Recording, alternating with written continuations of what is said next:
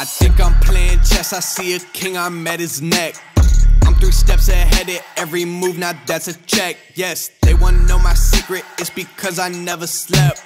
All my nightmares of me at 40, life's a wreck. See my dad. We're back, everybody. What's up? Fernando Petty here, UVO Real Estate, UVO Podcast, right here with my co-host. Alan here with UVO.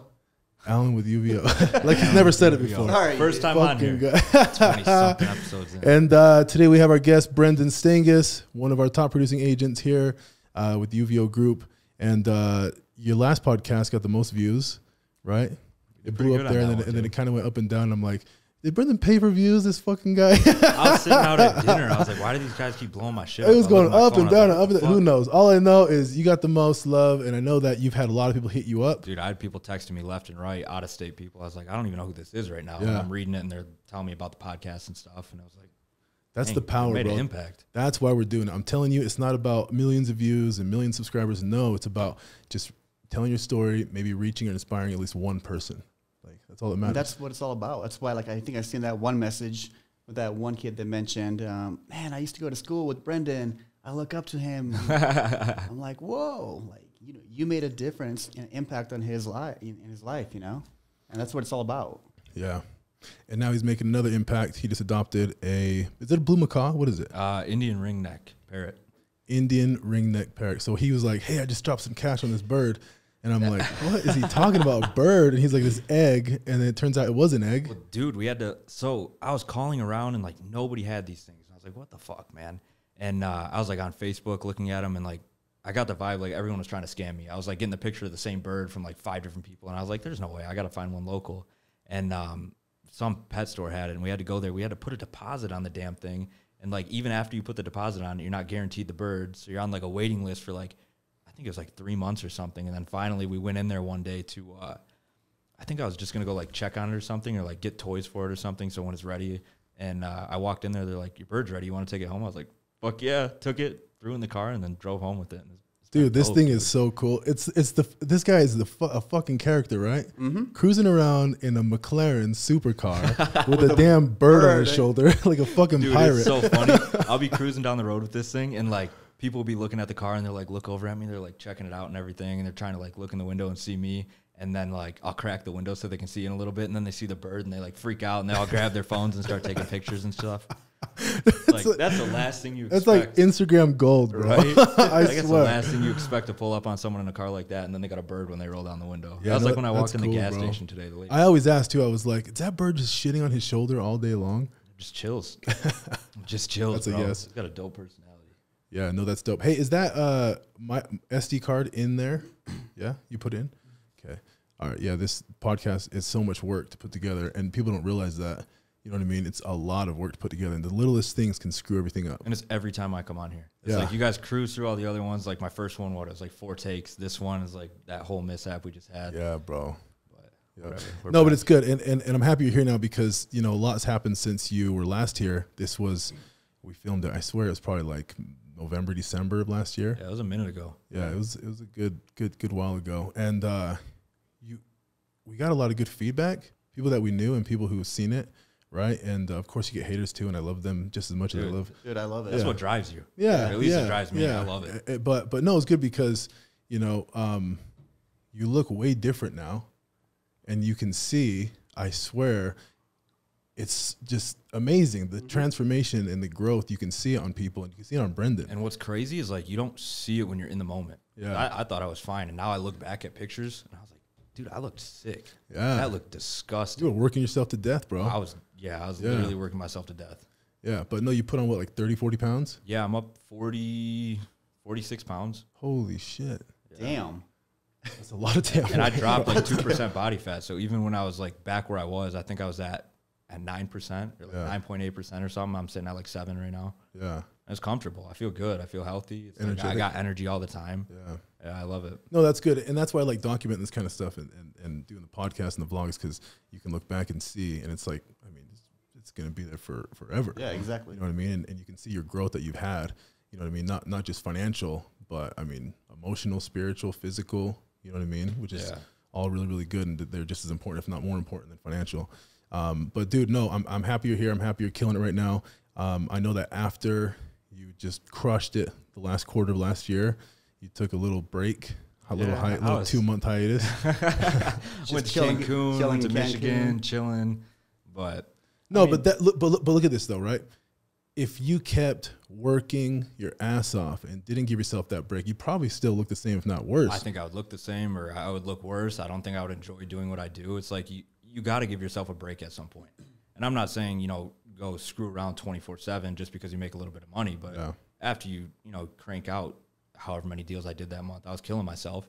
And it felt good. It felt good to get away from everything. And then you come back, everything's, fresh start, and you go from there. And then you pick up the pace again and do it all over again. It's a cycle. And I tell people all the time that it's extremely important to, once a month, get away for like a day or two, every few months, twice a year at least, get away on a vacation. Yep. Like I'm leaving in Cancun here in 2 days, for a wedding, and I'm looking forward to it because we've been under a lot of stress lately, with the podcast, with the office, with the remodel, with the baby on the way, like a lot, life will hit you.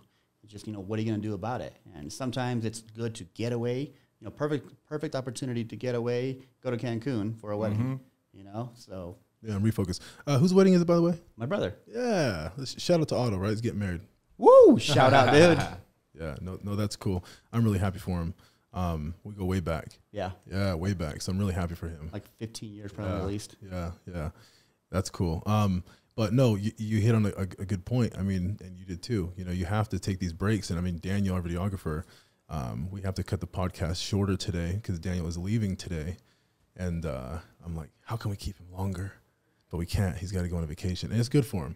But Daniel's getting married. Yep. Also, shout out to Daniel, videographer, about to get married. We were in his wedding and we didn't even know. For real? The worst at inviting people. He's like, by the way, you got to go get fitted. I'm like, for what? He's like, the wedding. I'm like, what wedding? What? Right? No, but that's cool. I'm really happy for him. Really young. Got some balls to pull the trigger there. I've been with my wife for 17 years and we still haven't officially tied the knot. 17 years. It'll be 18 years in August. That's a long time. That's almost as old as Daniel. Yeah, I can't believe that she still waited that long. I know. Respect. That's nuts. That's wild, right? No, but again, the purpose of the podcast is talk about growth, entrepreneurship, and Brendan, you've been crushing it lately. I know you switched your cars up. You hit another major goal. You talked about this in the last one. You just switched it up. What are you driving right now? I just got a brand new 570, another McLaren. Unfortunate what happened to the last one. I had that for 4 months maybe. Yeah. And the one time I decided to be nice, I'm like, oh, I'm by the office. I'll swing in there and say hi to everybody. The one time you decided to be nice? Fucking jackass. The one time. But no, I was like, I'll go in there and say hi to people. Like I was over there getting my haircut or something. Dude, I pull in the parking lot and this lady in a brand new Tesla just backs out, smacks the car. So I get out. I'm like, okay, whatever. It is what it is at this point. Like normally I would freak out, but I don't know. I've gotten better with stuff like that. So I was like, okay, whatever. She hit the car. We'll get it fixed. And long story short, it ended up being like $80,000, $90,000 in damage just for her like sideswiping the car. That got totaled out. And I waited like 7 months to get that car. So I went on the search for this next one and had a few people that I was getting stuff lined up with. One guy backed out on me when I had everything ready to go. And he was like, you know what? I'm too emotionally attached to this car. Like, I can't get rid of it. So I was like, okay, whatever. I kept searching. And the car market is like the housing market right now. It's like people just charge a premium because nobody can get their hands on them right now. Mm-hmm. So a car that should be, $200,000 is now $250,000. And long story short, I ended up hopping on Instagram and I was just DMing everybody that had that car. I was like, listen, dude, I want to buy your car. Probably did 30, 40 people. They all thought I was joking. And then this one guy responded to me. He's like, you know what? I actually want to sell it. I want to go buy another one. And I was like, well, let me know when I can come down and see it. He's like, you want to come down Friday? I was like, perfect. Booked my flight, flew down to Houston, took a look at the car, fell in love with it, flew back, got everything lined up, and then ended up getting it shipped out here like 2 weeks later. And I'm enjoying it, dude. It's a fun car. Are. Dude, it is a sick We got car. some clips of, so we just went ahead and wrapped the UVO podcast in the Lamborghini. Got the Lambo wrapped. Yeah, we went up there, and Brendan, you came to check out Clayton Stark. The guy's a boss, right? His shop is amazing. Shout out to his YouTube channel. Summit Auto Lab, yeah. Summit Life YouTube channel. But went up there, and we got some cool clips of you in the whip, so we'll get that over to you, and we can throw that in the podcast. I think I have it on one of the vlog cameras. Yeah. Anyways, really badass. Those cars are something else, man. They fun, really dude. are. It's fun. They really are. I like fast stuff, and that car's not stock. So, I mean, It's good enough for now. I mean, I think I can make it faster. I'm getting kind of comfortable with it right now.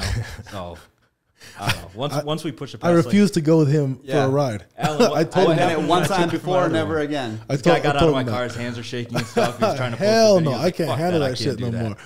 I need the big bodies. Dude, I was in the car. I think I told you. I was trying to record him. I'm like, His hands were shaking so I'm bad about of to how put this in scared my- he was. He was like, I can't do this right now. story. I'm about to, and he almost kills me to the point where I'm like, fuck this. I'm not going to post anything. I'm not going to do anything. My hands were just shaking. I'm like, fuck this. I'm not trying to die I today. like my stuff fast. No, that's funny. But talk about some of the investments, because obviously right now crypto is huge. It's been huge for a long time, and you're not shy about sharing your success in crypto. You're somebody who's invested a lot into crypto, and I mean, when you see the market go up and down, when it comes to crypto, people take a little bit of a loss and they gain a little bit of a gain, and then you see his portfolio and it's a massive loss and a massive gain. It's like up and down, and I'm like, where's he at right now? You know what I mean? So, dude, number one, how the hell did you get into crypto? How did that start? Do you understand it? I mean, when I ask people if they understand it, they tell me, and I still don't know what the fuck they're talking about. It depends on what you want to understand. I mean, you can go into 80 different directions in crypto, and it's all going to be different stuff. But I mean, the basic fundamentals behind the coins that I invest in, I mean, I understand them. I wouldn't necessarily throw my money in shit coins like all these kids are doing right now. I mean, they make good money, don't get me wrong. There's kids Hey, quit talking shit on Dogecoin. We'll get into the story where you should have listened to me. You lost your money on that one. But no, but back to what I was saying is, like, I have a good understanding where I'm putting my money. It's like I'm not taking the gamble. I'm not just throwing it out there like a lot of kids are. And I mean, if that's what they're comfortable with, go for it. But that's not my thing. I like the comfort side of things, where I know, okay, I'm not going to dump, $40,000, $50,000 into this coin right now, and it's going to go to zero tomorrow. I like stuff that's backed, that has a purpose, that actually is going to, change something, be adopted by certain exchanges, and then grow over time. So that's where I find my comfort in crypto. Yeah. So what are you investing in right now when it comes to crypto? I mean, the market's super, super bloody right now. We really don't know what's going on. We thought we were in a bull run, and it's looking super, super bearish right now. And I mean, things are dropping left and right, but that's where everybody gets scared and they start to panic sell, because they're like, oh my God, I need to take my profits before it goes to zero. And I'm over here sitting, I'm like, that's a flash sale. Like, I'm picking up more and more and more. So, I mean, as long as you price leverage and get a good price per share, whatever your strategy is, I mean, there's ways to make money when stuff's going down. So right now I'm heavily sitting in Bitcoin. I've been sitting in that since 2016. And I think my average price per coin right now is like 16,000. It was about 12,000, and then when we had this recent dip, I threw a little bit more in, which raised it up. But I mean, still, to me, that's comfortable. I don't think it's ever going to go back to that 16,000 point. I think it's just going to keep going up. Yeah. Anything has a dip, whether it be stocks, cryptos, whatever it is. Markets have dips, but it's the people that don't look at it in the long term get really scared and they get out of it, and that's really what messes them up. So I'm more in it for the long run. I think it's going to get to a point where that's going to be, the currency we're going to end up using. And I look at Bitcoin more as like, okay, I'm going to be able to use that when the economy changes, versus, oh, wow, I just made $500,000 off that. Yeah. There are other coins where I'm like, okay, this is going to be my moneymaker. I'm going to have it for 8 months, get rid of it. And that's exactly what I did with the VeChain, and that's what, paid for the McLaren. Yeah. So it was almost like a joke. My buddy Stone, the guy that just joined our team, he was like hitting me up when I was in Cancun. He's like, dude, check out VeChain, check out VeChain. I was like, what are you texting me for right now? Like, let me enjoy my vacation. Like, fuck that shit. Okay, hold on. I got to stop you there before I forget this thought, because, dude, you said something there, and I'm like, damn, I was hoping he wasn't going to say that. But you did. And and I think for me, because I'm a little older, I mean, I got 10 years on Brendan. Yeah. Maybe 12. Wait, 23? Yeah. I got 11 years on Brendan. Fuck. On Brendan. Anyways, look at this, okay? And you said something that I think a lot of people are going to listen to and be like, oh, my God, like somebody is actually saying it, here locally that we might know. And that's when people say things like Bitcoin, cryptocurrency is going to replace currency, and this is the currency of the future. So why make a statement like that? If you look at market caps, I mean, that's what it realistically goes back to. Give me 1 sec. I'm getting this fucker off my shoulder. Yeah, he's been like chewing on your neck the whole time. Come on. Maybe you should have stayed home. There he is. Yeah, that's the star of the show right there. Ziggy Stangis. What up, Ziggy? But no, the reason I made that statement is, like, you look at what the government's doing right now with all these what do they call them, like payment plans for COVID and all that stuff. They just keep printing the money, and the market cap on the U.S. dollar it's going through the roof. Like, there's, in my eyes, nothing stopping it. They're just going to keep printing it, keep printing it, keep printing it. Yeah, it's like never going to end. yeah, you look at cryptos and like there's a set amount of Bitcoins out there. And I think after like 2024, you're not even going to be able to mine it anymore. And it's going to be that circulating supply being bounced between a bunch of people.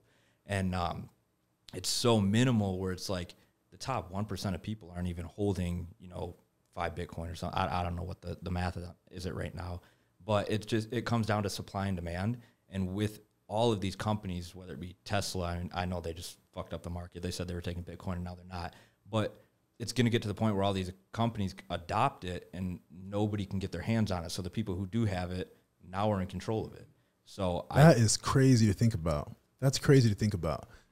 If you really sit and process that and think about it, I'm going back to like Egypt and the days when they were like hammering these fucking coins of like silver or whatever the hell they were using back then for currency. And I'm just like, and now we're going back to that. Yeah. It's like, you know what I mean? Like that's pretty trippy, dude. And when you say things like the people who have it, most of it are going to control it. It's just taking the money right out of the hands of the big banks and the people who've been in power when it comes to finance in the last 100 years. That's pretty trippy. And it's kind of, if you're not educated on it, I guess it's kind of scary when you think about it. Especially me, I think I have like $100 in Bitcoin or something. Not Bitcoin. I think I have like VeChain or some shit. And when you guys are talking about losing money and this and that, I'm like, I went up like $12, went down like $12. Not a big deal. Not really doing anything. But at the end of the day, like your percentage is the same percentage as mine. I'm just playing with a lot more money out there. Yeah. But no, I think about that, and it's like, again, I'm not educated on this subject, so I'm not going to make too many statements on it, but I will say just from somebody who's older, who's always used cash, who's always used credit, and things like that, and you think about Bitcoin and you don't know too much about it, it's like, fuck, I better start learning about this shit. You know what I mean? I better start getting educated. I better start teaching my kids about this. If it really is, and going back to the statement you made, the currency of the future, and this is like not such a far future. No, I think it's closer than a lot of people expect. Yeah. And what's really scaring people, and it's kind of a funny story on top of this, is so my friend, he had a big account with Chase, and I think this was a couple years ago, sold a T-shirt that had Bitcoin on it or something like that. Had nothing to do with the actual currency itself. It was simply a T-shirt. The transaction itself had something about Bitcoin in there when it went through with Chase. They ended up seizing that account, and we're not talking, an account with a couple $100,000. This is a multi-million-dollar account, and they basically said, "You're done. Like, take your money, go elsewhere." Now, fast forward to now, Chase is adapting to Bitcoin, and all of these big banks are taking on this stuff, and they're like, they want to use it now. Yeah, you have so to it watch went from them saying, get the fuck out. Like, I don't care how much money you have in our bank account. Like, you're done with us because you're trying to do crypto to, hey, now we're going to take this on and do it. It was a fast change. So if you are not educated on the subject, right, obviously YouTube, start talking with people, have conversations like this, right, talk to somebody like Alan. Alan is, I feel like, between myself and Brendan, Alan is in between the two when it comes to the education part, because he's a gambler. Yeah, Brendan obviously knows a lot about it. Alan is right there. Alan is right there with him gambling on it, but I feel like Alan's not as educated as Brendan when it comes to this stuff. And what doesn't make sense is this guy will come to me and he was like, "Hey, like, what should I do with this?" And I'll give him the advice. He goes against everything I say. And then I text him the next morning. I'm like, "How do you like that dip?" He goes, I was up $60,000. Now I'm down $24,000. I'm like, "Oh wow, you should have sold." I just do it for the hell of it. He's like, "Hey, do this." I'm like, "No." It's like a rush. Yeah. I'm like, I'm going to just do it just to prove a point. And that way I can go, "Hey, you fucked up." Time out. You've yet to prove a point. Huh? They've all went south. Yeah, I fucked up. That's what I wanted to hear. Hey, but I'm having fun with it, though. That's all it's about, right? No, but getting back to that, if you're not educated on it, you got to start getting educated on it. It's really important. Yeah. And so I'm going to do that. You know what I mean? I do think conversations like this are important. We have somebody who knows a lot about it and somebody who doesn't know shit about it. So you can get these questions that people might not know how to ask or answer out on the table. A perfect example right here is, I don't know a whole lot about crypto. When I do it, it's more of a gamble. Yeah. But if I actually want to invest and go to, know what I'm doing, know what I'm investing in, I'm going to reach out to a professional. Well, not even a professional, but somebody who knows a lot more than I do. Yeah. That's why I'll go to Brendan a lot for advice on, hey, what would you do here? Yeah, I'll have some fun and invest in a few, fun coins like Doge or whatever it might be, just for the hell of it. But yeah, you want to have your ones that you do invest in that do have a purpose, like you mentioned, and those are the ones you want to go after, long term. The other ones, throw a little bit of money in there for fun, that's fine. You can go to Wendover, you can go to Vegas, that's fine. But if you are investing then you want to be able to invest, but you want to calculate your investment as well and know your risk to reward. Yeah, yeah. Speaking about investing, Alan is great at real estate investing, and Alan not too bad. Alan just purchased a house, which is a really nice house. Thank you, man. And great location. Yeah. Well, it's funny because you got it under appraised value, but not by a crazy amount of money. It's not like it was like a flip or anything, right? Or a distressed property, because it definitely was not. But the potential, the ARV potential, not even ARV, because it wasn't a bad house. Yeah. It's just like, it was just updating. Yeah. Updating in the area. I feel like that area, and we're talking Sugar House area, East Side area. I mean, oh my God, you're talking like a $400,000 or $500,000 increase in such a short amount of time. If you decide to sell, I don't think you're going to right now, but my plan will probably be in about, live there, because I have the baby now on the way. It'll be here in 3 months. So right now I have the home completely gutted out. And now it comes down to putting it all together. A little bit of a challenge with contractors. But, this is going to be tough. I'm not going to be happy about this for the next 3 months because this guy's bandwidth is not very wide when it comes to the mental bandwidth. He can focus so good on one or two things and dominate. But when he's got 5 things going on at once, and the amount of shit that I'm doing, because I have an enormous bandwidth, right? And when I start getting him involved, Alan, do this. Alan, let's do that. Alan, we need to do this. His head explode. Yeah. My mind. He's losing his damn mind. Oh my God. No, but I want to go back to that because you were strategic on the way you purchased the property, not only because we got an insider deal, right? Because of the team. Well, you see the potential in it. Yeah, because the area, right? And so talk to me about, and the viewers, when you're looking at deals like that, what are you looking at when it comes to investing in real estate, investing in houses? Well, number one, I personally, look at location. Too many people get caught up in, hey, the home looks really, really good. It's a good looking home, pretty home, whatever it might be, but they don't focus on the area as well. Same example happened with my condo, at the towers, a couple of years ago. I knew quite a bit of history about those towers, how desirable they were in the 80s, the 90s, et cetera. So I knew the history behind them. And when I seen them on the market, I'm like, man, these are way undervalued. They are going for a lot cheaper than the ones at the Regent, at City Creek, Gateway, you name it. And I'm like, why are people not buying at the American Towers? Like, these were going for a few $100,000. Now they're $500,000 plus. But I seen the opportunity.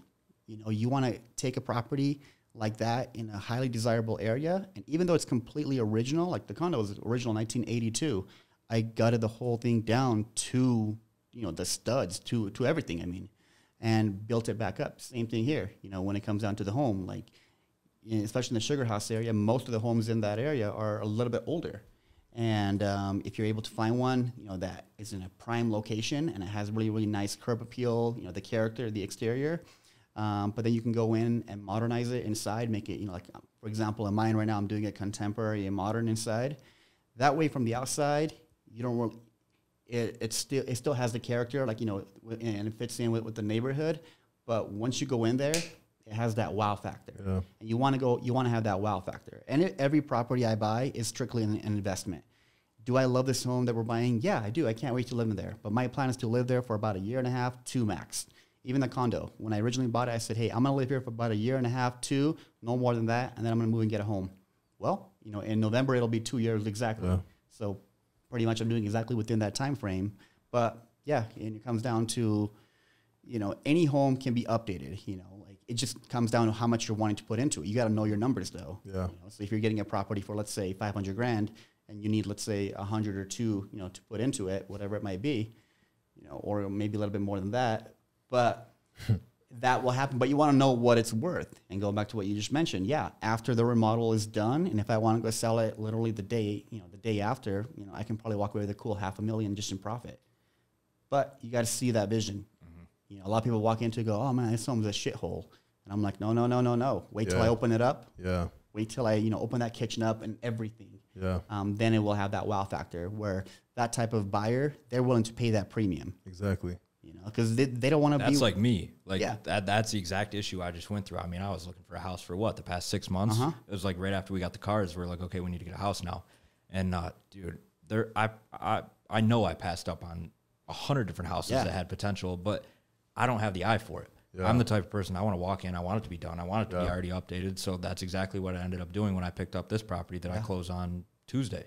And it's just, I need to get to that point and start learning those things so I can go in and take advantage of that market that I wasn't even looking at right now. Yeah. And that's what I need to learn from you. Yeah, no, that's why I'm happy we're having these conversations. You know, the other thing I was thinking about when we were filming yesterday, so if you guys didn't know, we got a segment on Fox 13 Fridays at between 1 and 1:30. We have a segment. It's the Real Estate Rundown by UVO Group. It'll be every single Friday, which is amazing. It's all about content. It's all about content. It's all about content, right? But we were filming yesterday for the one of the properties that we're going to put on there. And when we were doing the drone footage, obviously I didn't see it. It was in the sky. But when we came back to edit it, I was looking at everything around it. This is Spanish Fork, right? So I'm looking at everything around it, and I'm like, holy shit, look at all this empty land that's being developed. They already had it all taken down. The lots were separate, right? But I was looking at it, and I'm like, oh my gosh, like even this house is probably just a couple years old, right? How much can a house really appreciate in those couple years? A lot in the last, for Utah, for Salt Lake, it's been a lot. In today's market, it's a couple $100,000. Dude. Yeah, but I'm looking at it and I'm like, those houses right there, because of the lack of inventory, the low inventory, those houses are going to make this one skyrocket. Yep. Because I was thinking, if I were to buy this house, right, and I wouldn't buy that house, but if I were to buy that house, I'm like, would I be making a smart decision right now because the market's high? But then I'm like, well, look at all those new construction being developed. That's only going to make that home appreciate a lot more. And that was probably 5 years worth of development that I was looking at on the drone. So I'm just like, is this market ever going to go down? I don't think so. Really? Is it ever going to go down? Yeah, I don't see it slowing down here anytime soon. Maybe other states, they might slow down, or there might be like, what, a 5-10% correction. But Utah, with everything that's coming here, Adobe, Amazon, Facebook, all that stuff. Dude, yeah. I don't see it. I don't see it slowing down anytime soon. It's like everywhere you look, there's construction being done. You know, especially downtown, and Salt Lake County, Utah County, etc. They are building everywhere. Yeah. And going back to the example of the condo at the towers, you know, I knew that was undervalued, but I knew they're going to be building. Like at that time, I think. Yeah, we were talking about it back then. Okay, I found out. I'm like, I found out they're building about 10 or 12 new high rises, and I'm like, holy shit! In the next year or two, these are going to skyrocket in value. But you got to be willing to put that money up and lock it up right then and there. You can't wait for it. You know, a year or two down the road, and the next thing you know, it's a couple $100,000 more. You kind of missed that boat. Exactly. At the end of the day, it's never never a bad time to invest as long as you hold it long term. Because over time, everything will go up. Oh, always. You know, so yeah. Dude, even my neighbors. So I was actually over at the property doing like a final walkthrough the other day, kind of myself. It wasn't the actual one. But I met the neighbors, and they purchased 3 months prior to me.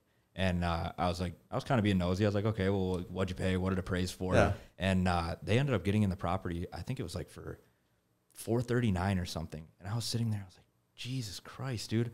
3 months down the road, mine just appraised for $505. Yeah. That's insane. Yeah, like they're sitting on $70,000 in equity right now for waiting 3 months. Yeah. Well, it just goes down to supply and demand. That's it. We talked about this as well. Back when the whole COVID thing happened, you were able to pick up properties for dirt cheap. Fast forward 6 to 12 months later, those homes are going for $200,000-$300,000. Like there was a home we could have picked up last year for what, $435. I just noticed it sold, completely remodeled after for I think $725. That's crazy. It's insane. It's wild. The demand's so high. I haven't even closed on mine yet. Like I said, I closed Tuesday. Yep. I was getting calls of people offering over appraisal value, over asking price, and I was like, I can't sell it. Like this is my house. I'm not doing that. Wait till it's done. No, I was like, I'm going back to square one. Like let me finish it out, and you guys can buy it when I'm done. Yeah. But I'm not getting rid of it right now. Yeah. No, definitely. I had big offers thrown my way. Yeah, you told me. It was crazy. Yeah. It was crazy. Yeah, right now it's insane, man. And I'm happy for a lot of the clients that we work with.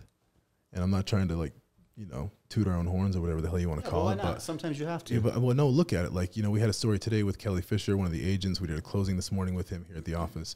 By the way, UVO Group, title companies out there, if you guys want to work with UVO Group, you got to come and close here, right? Yeah, we're not going anywhere. No, hell no, right? They come here. Anyway, so they came here. We had an amazing closing, like I was saying.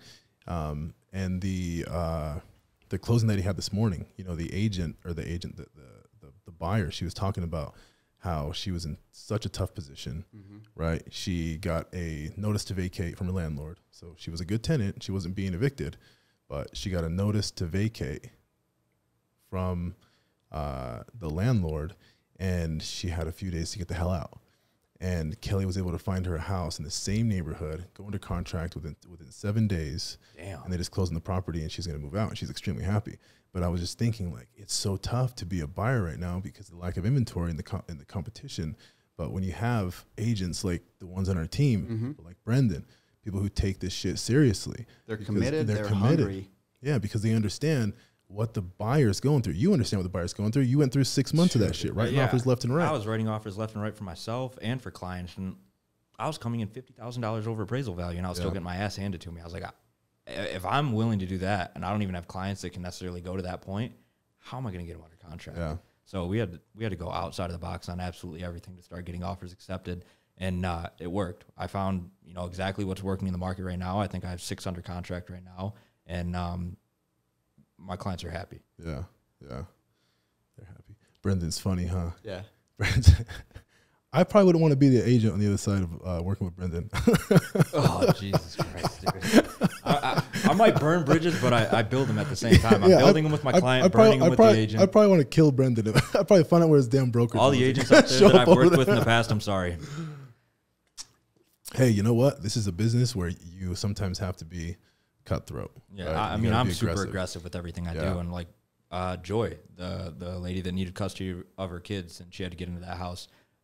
We had a situation, and she thanked me. She shot me a text. She's like, I'm so happy that I have someone so hard-headed and willing to go to bat for me, because if she was working with an agent in the past, and she ended up cutting ties with him because of that reason. Yeah, like, too soft. Yeah, he didn't want to help whatsoever. He's like, oh, okay, like, well, we can do this or we can do that. And I'm like, no, like, this is how it's going to fucking go for my client. And if it's not going to work, like, cool, kick rocks. We'll go find another house. Yeah. No, you have to be like that right now, especially because the market is crazy, right? And there are a lot of agents out there who can put on a good front. They don't know what they're doing. A lot of them are 99% of these agents out there don't know shit. Yeah, they can put on a good front, like they know what they're doing, and you look at their social media and you're like, oh, they're doing really good. They look like a boss online, and then you pull them up. They've done 10 deals. And out of those 10 deals, there's like 50 addendums to every contract. Oh man, there's so many cameras in here. We had a camera that just went out for no reason and just turned back on. Daniel's trying to figure that out right now. He's distracting me with the walking around. Going back to it, yeah, that's why it's extremely important to work with a damn good agent, one who is truly committed to getting you the home. Because too many agents out there, they just will set you up on an automatic hot sheet. You're getting properties, and they're hoping and praying that you're going to call them and go, hey, I found the home that I want to go take a look at. Let's go take a look at it. That's fine. You should be doing that anyway. But what are you doing different to set yourself apart? Like, are you constantly looking online to see what's currently available? Are you talking to other agents? Are you talking to people on your team saying, hey, shopping off market? Do you possibly have anything that may be coming up?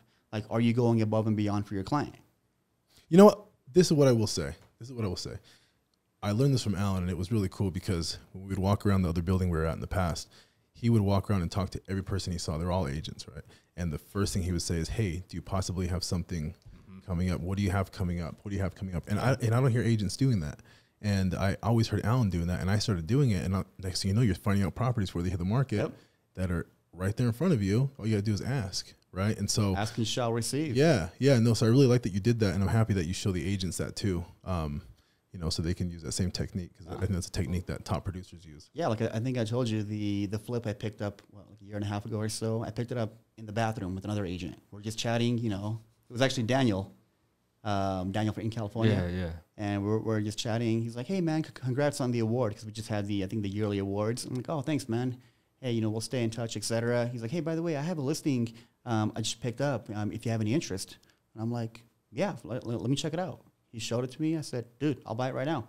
We locked it up. It was done cash deal. We closed like 2-3 days later. We'd use your words. And we made it happen. But it just comes down to talking. Like, that's the number one thing. Like, I feel like too many people get caught up in kind of waiting for business to come to them. You gotta, if you're in an elevator, for example, put on a smile, say hi. Like, there's nothing more awkward than being in an elevator and people on their phone pretending like they're texting somebody to get out of the conversation. Yeah. Bingo. And that'll happen a lot. I feel like too many people get caught up in that. It's like, what can you do differently now to stand apart? Like, once again, like how I got the condos earlier.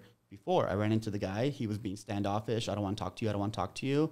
But then it flips right around. You got to stay consistent. Yeah, you got to talk to everybody. I mean, you got to be persistent. Hey, let's talk about you for a second, because you and I had an interesting conversation yesterday, the day before, right? About the bird.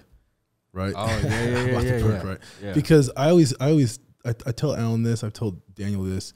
You know, Brendan reminds me a lot of my son, you know, Aurelius, because Aurelius he's a lot older than his little sisters, and he's the only boy, right? He's kind of like an only child, you know what I mean? And so he's always like trying to figure out ways to, I feel like, have companions. He's 11 years old. Yeah. And he loves animals, and you told me you used to love fish, and like you had tanks and everything. Yeah, everything when I was a kid was revolved around, you know, pets or like stuff that I could just do by myself. Exactly, and that's how he is, right? He's super independent when it comes to stuff like that. And we were talking about the bird and everything, and I was like, you know, my son, he loves animals so much, and I feel like it's because he doesn't have, you know, siblings his age that he can play with and hang out with, and they're both little girls, you know, they're different interests. But I was like, I see a lot of that same stuff in Brendan that Brendan shared with me about his childhood. Yeah. You know, Brendan's only child. Yeah, I was the only child. I grew up in a neighborhood that didn't have any kids whatsoever. I mean, I grew up with one kid that was like across the street from me, and that was about it. Yeah. He ended up moving, and I mean, I'm still friends with him. That was like my best friend, only friend, whatever you want to call it. But it forced me to, I guess, mature a lot faster. Yeah. Because I couldn't just, you know, go hang out with kids and do whatever the kids were doing. I had to do my own thing, or like do what my dad was doing, or do what my family was doing. So instead of, you know, joking around, playing with kids, riding bikes, doing this, that, it was like you have to adult a lot faster. And it pushed me to then, I guess, grow away from the kids that I was growing up with in school at that point. So I didn't really fit in with them. So I was just like, it was basically just myself. Yeah. And then that pushed me to start working at a really young age, because I started picking up hobbies, and then I transformed that into work when I started my detailing business. And after I started my detailing business, I kind of got a taste for, you know, what money could really get you, being around nice cars, seeing how successful my dad's been, what money got him. And I was like, okay, that's what I want. So from there, it drove me to just, you know, go for money at that point, and basically transformed me into what I am today. Yeah. Yeah. Yeah, I know. I see that, and I'm like, yeah, I can see my son being that way. You know, he's really aggressive when he wants something, and he's extremely intelligent. You know what I mean? And when he has an interest, he goes all into it, all out, right? Knows everything about it. Like, we'll take him to the pet stores, and he's schooling the employees, he's educating the employees on how to take care of their animals, and they're always like, "What? Oh, you're right. Oh my gosh!" And he'll correct them. He even told me, "Dad, do you think they'll pay me to go and you know, regulate their water for the tanks, because I know these fish are not happy. I can see in the color of their scales." And I'm just like, what the hell? Yeah. So again, they dive deep and they go all in, right? And it's like, it goes back to that crypto thing. Like, I've been hearing about this shit for years. I had an opportunity to invest in 2011. Fucking idiot. I should have done that, right? But I hear about it now, and it's been what, 10, 12 years? And Brendan has gone all the way in, and he knows a shitload about it. And I'm just not that kind of person. If I'm not interested in it, I'm not going to dive deep. And, you know, I see you, somebody who'd done that. You know, we have another camera that's getting all of us, so just keep going back and forth on that one. Again, podcast challenges, right?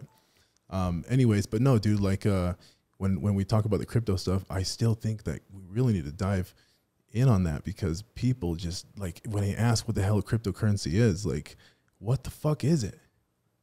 Basically, just, it's a electronic system that, to make it simple so everybody can understand it, goes through your computer or whatever, solves an equation, and then that smart contract is then divvied out or whatever, and that's your cryptocurrency. See, he doesn't know what the fuck it is either. It's like, I don't know how to go in depth and like actually explain this thing to where people are going to understand it on the other side of the camera. People watching the podcast are going to be like, what the fuck is that kid talking about? But yeah, I mean, I think another thing that allowed me to get so deep into it and make the money I did off of it is I'm the type of person that goes kind of like your son, like all in. Yeah. And it was funny, like way back, probably in like 7th grade, me and my buddy were trying to figure out how to mine Bitcoin and stuff, and we were doing all this shit. And that's when I really should have dove into it, because once I think that semester was over, I didn't even think about it. It was just something I was doing because a kid was like talking to me about it. But you look back and I'm like, dude, I could be a multi-millionaire right now if I would have just sat there and like read up on this shit and understood it back then. But I'm still grateful I got into it when I did. It's really paid off. So, I mean, if you look at my like crypto portfolios versus like my bank accounts right now, I'd say 90% of my money is sitting in crypto. I really do. Wow. You got a loan on your house? You got a loan on your house? Huh? Yeah. He's going to buy the house with cash? Dude, it was so funny. My mom and dad don't. Why would you, right? My mom and dad don't Exactly, understand right? crypto whatsoever. And my mom's the type of person, like I tried to get her into trading back when I was doing day trading last year. And she can't wrap her head around it. She's the type of person, like she'll throw $1,000 in there and she'll see like $50. She's like, cash out, cash out, cash out, sell. I was like, that's not how it works. And then she's like, she'll see my crypto portfolio or something. She's like, why don't you just get rid of it and buy the house cash? I was like, because this like amount of money that's sitting in there right now is going to be 10x in 2-3 years. Yeah. Like I have no reason to pull all that out and buy it cash. Say there's an emergency. Okay, maybe I'll cash it out and like use the money then. But I'm in a position where I can get a loan for the house, have a comfortable payment, move forward. Like you said, interest rates are so low. The money's damn near free right now. Why wouldn't I take a loan out on it? We put a good amount of money down. Don't get me wrong, but I didn't have to pull out of crypto to do it. Yeah. The only time I've ever pulled out of crypto to buy something was for the McLaren. And that goes back to when I was playing like a short-term gain on a coin. And that was when I got told to get into VeChain. So I don't know if I was at the airport or if I like just got to Cancun or something. And Stone texted me. He's like, dude, get into VeChain, get into VeChain. And I was like looking at my phone thinking like, dude, this is just another shit coin. Like I've done no research on it. Why do you want me to put money into this thing? So I left it at that. I went to dinner, whatever, got real fucked up that day. I was just fucking throwing money at that thing. I woke up the next morning and looked at my bank account. I think there's like $15,000 missing. And I was like looking, I was like, where the fuck did this go? And then I pulled my crypto account. I was like, oh, I bought VeChain. So fast forward though, I was in Cancun for what, 3 weeks? Mm-hmm. Oh, at least. My $15,000 investment then went to $90,000. Wow. I cashed out and got the McLaren. I was like, okay, this makes sense. Yep. Because that wasn't something that I saw as a long-term investment. Don't get me wrong. I think VeChain has a great structure. It's going to go forward. It's going to, become something that's usable and it's going to be a high-valued coin. But for the time being, it was like, it made sense to take my profits. It really did. And it's not a coin that has such a limited value where I'm not going to be able to get back in it. Like I can put myself back in the same position I was and then make the same money I just made. So that was really the only time I've really cashed out cryptos and did something with my profits. Yeah. Paid for the bird too. Yeah. Expensive ass bird. Bought a McLaren and a bird. The bird going extinct right now? Isn't that what's going on there? I don't know. We're on such a long waiting list for this stupid thing. I don't even know where it came from. I really don't. Dude, I just know I waited like 3 or 4 months to get It's so in love with that bird seed. It's like closing its eyes. It's chilling. It's chilling, dude. Oh, that's too funny. Yeah, so anyways, this guy, Daniel, he is going to go on his bachelor party weekend, right? How many strip clubs are you going to, Daniel? All of them. He's not going any. Daniel's not that kind of guy, which is cool. No, but Daniel, he's got to go, and I know that we don't have a lot of time here. We spent a lot of time trying to fix what happened before the podcast started. But I'm really happy that you came in, dude, and talked to us a little bit about that, some of your investments, what you have going on right now. Yeah. I can't wait to see where you're going to be at another 6 months. Dude, I can't wait, man. Yeah. We got the new studio here, the new office. Everything's up. Everybody's killing it now. We're going live with the Fox 13. This is just the beginning. Yeah. Change of environment changes people, dude. Yeah. That's the I'm crushing goals right now that I didn't even think I'd be crushing this soon. That is the number one thing is your environment. Like going back to what you mentioned about him before, he just looked unhappy, unhealthy. Going back to me as well a couple of years ago, unhappy, unhealthy, etc. Terrible, dude. Night and day. You get into the right environment with like-minded people where you feel like you can actually be a part of something and you can be who you are exactly. You can just see it on your face. Going back to the comment that your boy made about the fish. Hey, they don't look happy. The color, whatever it might be, same exact thing. Like him, 8 months from today, he's night and day. Yeah. And that was basically my transitioning point from my other team that I was on, my other brokerage. Yeah. Like I wasn't happy there whatsoever. I didn't like the environment. I didn't like the people I was around, and I finally got out of it. And then from the second you saw me get out of that was when that transition really started to happen. I mean, I went from working ungodly amounts of hours because I don't want to say forced to, but I was part of a team that had, strict rules, whatever. But once I got out of that and got into my own flow where I wasn't being forced to do anything, I could do it all on my own and enjoy the people I'm around, enjoy my life. It's like my business picked up so much more. So instead of me being micromanaged, I was, set free and I was able to do my own thing. And that's what brought a ton of success. Yeah. And I mean, I remember the last time I was on the podcast, I had that goal for that month that I was going to hit. Yeah. And now I'm over here, like I didn't even have a goal at this point, and I'm about to almost triple what I did that month this coming month. Yeah. It's like it's crazy. I can't wait. I can't wait for that month, Bro. It's coming up next month. That's a big month.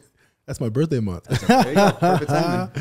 No, dude, that's awesome, bro. No, again, you're right. Environment's everything. It really is, you know, and when you're in an environment like ours where we're constantly pushing the boundaries, constantly challenging ourselves, working side by side with the agents, not just sitting at home, you know, trying to collect a paycheck, and then also building an environment where the agents, they can see it. They're witnessing where their money is going. They're witnessing where their commission split is going, how it is being invested, right? I mean, they can see it. They can't see it. They're blind. You know, in the last, I would say the last 13 months, you know, we've grown 900%, which is amazing, right? And it's because of the work ethic that you and I have, right? The work ethic that our agents have, and the vision that we have, and the thing that I go back to, which again, is completely near and dear to my heart, and I go by this every day, and that's, you have to do what you say you're going to do. Even on the days that you don't want to do it. Yeah. And there are days when we all, you know, wake up, we're like, oh, I don't want to go to work.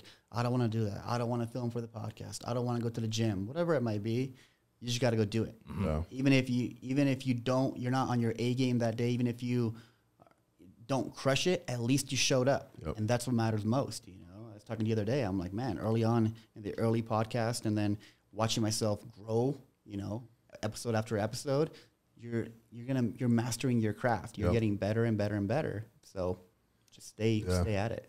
Yeah, I can't wait. Fox 13's coming up next Friday. Really pumped about that. We're working on that video right now, 3-minute segment. The other thing I was going to say is we are looking for guests here. We're always welcoming people who want to come and share their story. We have a good guest coming on next week. We'll talk about that a little bit later. But we're always looking for guests that have really good stories, really great stories, success stories, right? Not just success in business, finance, but, you know, in life in general. But yeah, if you guys are out there and you're looking to hop on the podcast, let us know. Hit me up, hit Alan up, hit up Daniel. The contact information is down in the description below. Yeah, but hit us up. Let us know what you think. Let us know if you want to come on, and we'd love to have you. We'd love to talk to you and get your story out there. Yeah. Cool. Let's do it. Yeah, well, let's wrap this up because Daniel's got to go. He keeps putting his hands up like 5 minutes, dude. He's over there blowing on the camera to keep it cool. Yeah, the camera keeps dying on us. But no, dude, happy to have you on again, dude. Happy about the update. You're fucking crushing it, Alan. Can't wait to see the house when it's done. Please don't fucking kill yourself. I'll try not to. In the next 3 months. I'm going to Cancun in a couple of days. Yeah, I'll be good, man. I'm looking forward to it. Yeah, we'll see what happens. But awesome, guys. We'll look forward to seeing the next one.